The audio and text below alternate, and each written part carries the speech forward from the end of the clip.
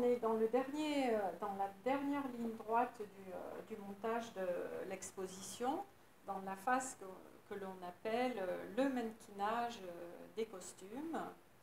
Donc le mannequinage, c'est un peu le travail inverse de la couturière. C'est-à-dire qu'on va essayer, à partir d'un vêtement, de retrouver le corps qui habitait ce vêtement.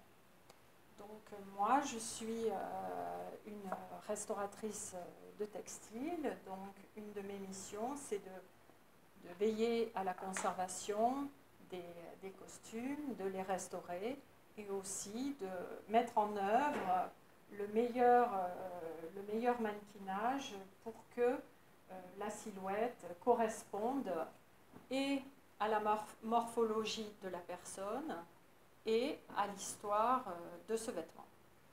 Donc ici, on est en présence d'une robe de deuil, donc, qui est, comme vous voyez, très caractéristique du fait déjà de sa couleur, la couleur de son vêtement, mais aussi de la sobriété de son décor. Cette robe date des années 1914 de la guerre, 1914-1918.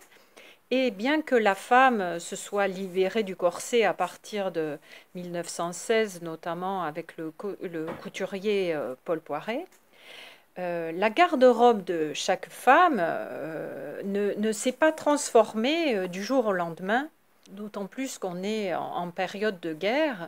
Donc il est important de regarder vraiment la coupe du vêtement pour ne pas faire des contresens historiques et par rapport à la pièce. Ce sont les détails de la coupe, voyez les plis plats et la rangée de boutons qui soulignent, qui sont beaucoup plus dans la mode, je dirais, des années qui précèdent et qui suivront la guerre.